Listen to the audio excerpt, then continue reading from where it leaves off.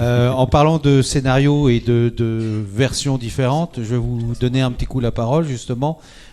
Pierre, vas-y, explique-moi un petit peu ce que tu m'as dit quand on s'est rencontrés sur la genèse aussi du film, ce que vous vouliez faire et comment tu as travaillé avec les différents scénaristes.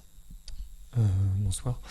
Non, c'est Sahara, moi c'est un projet que j'ai à la station animation.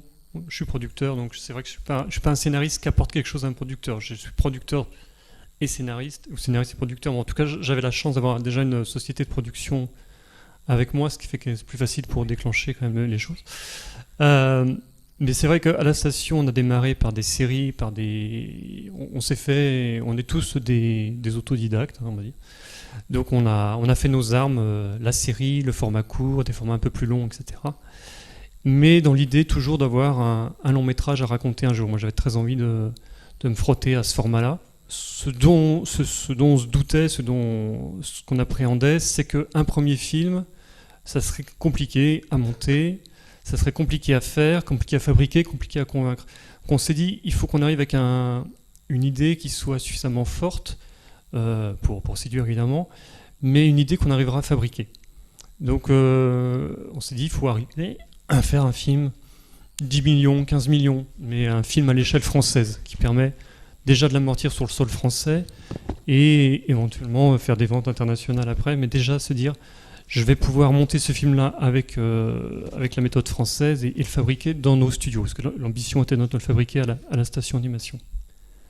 Donc je me suis un peu inspiré de tout ce que je savais sur tous les gadins qu'il fallait éviter en anime. Donc je me suis dit, il faut que je trouve une idée, qui me plaise, mais où je vais pas avoir de poils à gérer, où je vais pas avoir de foule à gérer, où je vais pas avoir trop de flotte à gérer, plein de choses comme ça. Et c'est long l'animation, donc j'ai commencé à écrire des choses qui se passaient sur une banquise, avec des manchots, des choses, voilà. Et pareil, une déferlante de films qui ont la même bonne idée. Des animaux simples et puis un décor simple. Ils se sont dit, les manchots, c'est fait. Donc une autre idée, vite, tout de suite. Un autre grand désert blanc. Mais le Sahara, voilà. En plus, c'est un endroit que je connais bien. J'ai beaucoup fait de photos et de films là-bas. Donc je me suis dit, on va raconter quelque chose qui se passe dans le désert. Après, par envie, j'avais envie de travailler avec des anti-héros, avec des personnages qui soient plutôt rebutants. Ça tombe bien, je me suis dit, tiens, mais il n'y a pas de film avec des serpents. En plus, ils n'ont pas de poils. En plus, ils n'ont même pas de bras, pas de jambes. Ça commence à faire pas mal. Et j'ai eu envie de faire un road movie avec des serpents, une grande histoire d'amour, une comédie d'aventure dans le désert. Et je suis arrivé avec cette idée-là à la station.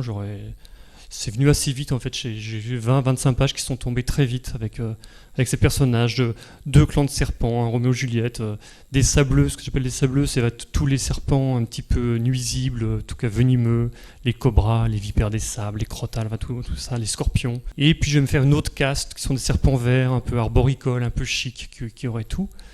Et créer une histoire d'amour impossible entre une jolie fille de l'Oasis et un petit gars de la cité, un petit gars venimeux. Voilà. Et c'est un peu ça la base de Sahara.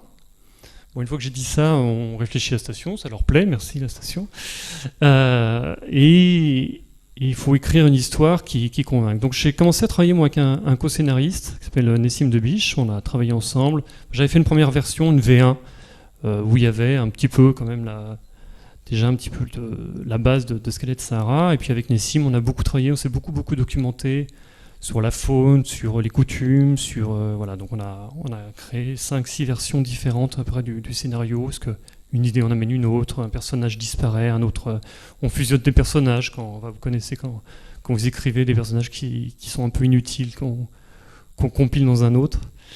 Et puis il y a eu, comme le disait Christian, l'idée de se dire, on a un film, on n'a pas d'expérience, on fait de la série, on va trouver d'autres interlocuteurs, on ne connaît pas tout, il faut qu'on s'appuie il faut qu'on ait un grand frère là-dessus. Voilà. Donc on a regardé un petit peu des boîtes de production, des boîtes de long métrage, des gens qui faisaient des choses qui nous plaisaient, et on a été frappé à la porte de Mandarin Cinéma, donc Eric et Nicolas Altmaier, c'est c'est 20 ans de cinéma, c'est 3 ou 4 films par an depuis 20 ans, donc ils ont une grosse expérience. Et on est arrivé avec l'idée, voilà, vous les avez déjà fait un petit film d'animation avec des serpents dans le désert, super, ça nous plaît. Ils ont dit oui en une semaine, ils ont dit c'est complètement cinglé, ça nous plaît. C'est vrai qu'il n'y a jamais eu de film avec des serpents. Et après ils disent mais c'est vrai qu'il n'y a jamais eu de film avec des serpents. Voilà. C'était l'autre problème. Donc on a beaucoup dessiné. Il y avait un truc dans la Bible, il me semble, mais depuis c'est vrai qu'ils en ont pas fait des masses. Non mais il y a des serpents en animation, ça je suis méchant, mais ils ont toujours le méchant rôle en fait. C'est très rarement des héros bizarrement. Donc là, nous, il fallait qu'on montre que ça allait être des serpents qu'on allait aimer, qu'elle allait être sympathique, sur lesquels les enfants allaient pouvoir se projeter, où on allait pouvoir s'amuser et s'émouvoir avec eux. Après, la méthode mandarin, donc moi en tant que scénariste, ce que j'ai pu éprouver, c'est des producteurs très exigeants sur le scénario, comme d'habitude. Et moi, j'avais une fois par semaine ou tous les 15 jours, 3-4 heures avec eux, donc ils font chacun 1m95, voilà, moi quand je m'assieds face à eux c'est horrible, et ils avaient tout mon scénario, les 90 pages cochées tout en rouge, en me disant c'est mieux que la dernière fois, c'était le seul compliment de la séance. Et après c'était reparti pour 4 heures de souffrance en disant mais pourquoi, mais ça va pas, mais ça saignait, mais tu peux pas, enfin bon bref, on rentrait quand même très profondément sur la psychologie des personnages, sur ce que c'était qu'une comédie d'aventure, le rythme qui devait suivre un petit peu cette exigence-là. Moi, derrière, j'avais cette exigence d'histoire, de narration, et j'avais aussi une exigence de production. C'est-à-dire que tout ce qu'ils me demandaient, il fallait que je me dise « Oui, mais ça, il va falloir un jour que je le fabrique. » C'est-à-dire qu'il y a un moment donné, oui, quand j'écris une scène avec 1000 vers luisants qui vont illuminer la grotte et leur baver sur la gueule, je dis bon, il va falloir à un moment donné fabriquer cette connerie et jamais perdre ça de vue. Le bavage, ça va être dur en 3D. Et surtout le bavage en 3D. Mais ça a été donc j'avais une espèce de scénario à écrire avec une double grille, une grille production, fabrication. Et donc là, c'est là où le bagage de fabrication de la série m'a beaucoup aidé, et une grille d'exigence de narration via Mandarin. Et on a écrit 13 versions comme ça ensemble, ça a duré un an et demi. J'avais noté 14. Mais j'ai pas fini. J'ai donc 13 versions. Quand les frères Altmaier m'ont dit bon ben là on peut la sortir. Et donc c'est la chance de Mandarin, c'est que une semaine plus tard c'était sur le bureau Gaumont, Pathé, Studio Canal, les 3 gros qui nous semblaient intéressants pour porter le film. On a été élus dans la semaine. Et dans la semaine, on avait rendez-vous avec les partenaires. Et on a choisi Studio Canal. Enfin, on a eu la chance, effectivement, d'avoir l'intérêt de plusieurs sociétés. Mais Studio Canal nous paraissait les plus enthousiastes et aussi les plus sur le line-up familial enfant qu'on visait. Ils ont une expérience avec Paddington, Ernest Célestine et tout ça. Et ça a été des très bons partenaires de sortie. On est monté sur un financement, ils ont eu des retakes de 3 choses à changer, donc d'où la version 14. Voilà, et cette version 14, mais comme le disait Henri, c'est vrai que elle nous a permis, nous, après, de dérouler assez facilement. Il n'y a pas eu d'anicroche en termes de production, on a 3 ans de prod derrière, mais le storyboard s'est découlé très très facilement du scénario, c'était clair dans les motivations des personnages, c'était clair... quel personnage jouait dans la scène, pourquoi il la jouait, ce que ça impliquait. Donc c'est vrai qu'après, à dessiner, à animer, à réfléchir, à mettre en scène, finalement c'est assez limpide. Donc c'est vrai que la base, c'est un bon scénar, c'est sûr. Voilà, ça c'est... Et après une production de long métrage, c'est vrai qu'à l'époque, nous on a démarré, le crédit d'impôt dont on parlait n'était pas encore efficient comme il est maintenant. Donc on voulait tout faire en France parce qu'effectivement on a un studio, donc ça faisait tourner le studio, mais aussi on est entouré de talents, de gens qu'on connaît, des gens à qui on a promis Sahara depuis des années. On a réussi à maintenir la moitié de la production en France, où on a fait vraiment, comme pour le scénario, je dirais un énorme travail de pré-production.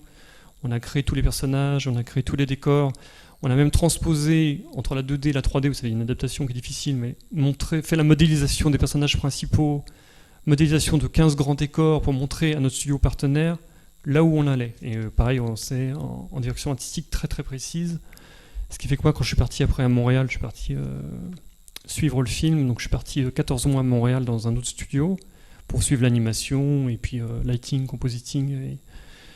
Et ça s'est fait là-bas. Mais toutes les équipes que j'ai rencontrées d'ailleurs étaient géniales. Donc ça fait partie des très belles rencontres aussi. J'ai eu plein de talents, des gens très motivés. Mais ils avaient un cahier des charges très très clair. On avait tout préparé. Comme pour le scénario, la pré-production graphique était prête. Elle était simple. Et on a pu la décliner sans problème dans un autre studio. Et donc en termes de production, là, vite fait, Christian, vous êtes, il n'y a pas eu justement de dépassement horrible. Il n'y a eu aucun dépassement, tout s'est déroulé comme prévu, ce qui n'est pas toujours le cas, mais en l'occurrence là, c'était la promesse qu'on avait faite à nos coproducteurs, qu'on avait réussi à convaincre sur un plan artistique. On les avait aussi convaincus que notre expérience dans la série, c'est-à-dire travailler et toujours livrer en temps et en heure avec des contraintes budgétaires beaucoup plus strictes que le long métrage, on allait la mettre au service de ce film qu'on portait depuis des années. Et donc tout le temps qu'on a passé en développement scénaristique était accompagné d'une réflexion artistique évidemment sur les designs, mais aussi sur la manière de le fabriquer, puisque notre ambition était vraiment de le fabriquer chez nous. Donc on voulait pas se tirer une balle dans le pied et proposer un long métrage qu'on aurait été, comme l'a dit Pierre, incapable de fabriquer correctement ou de fabriquer dans le budget. Donc tout avait été pensé en conséquence. C'est aussi ce qui nous a permis de trouver assez facilement, malgré la modestie du budget qu'on pouvait allouer à notre partenaire qui était Micros Montréal, parce qu'il était dans notre économie et que tout est dans le film et que comme tout avait été pensé, on savait aussi que c'était possible. Alors ils ont fait un effort évidemment et ils ont joué le jeu pleinement et on peut encore les remercier parce qu'ils ont fait un très beau travail sous la direction de Pierre et de notre directeur artistique. Mais effectivement, on avait essayé de tout contrôler en amont, ce qui était aussi une sécurité pour eux parce que le principal risque de dépassement dans les longs métrages d'animation est effectivement, comme le disait Henri, tout ce qui n'est pas réglé en temps et en heure. Parce que ce sont des dépenses pyramidales et plus on avance dans la production, plus il y a de gens qui travaillent sur le travail antérieur. Donc on démarre avec un scénariste, un réalisateur et on peut finir avec 150 artistes techniciens qui ont, c'est normal, de bons salaires.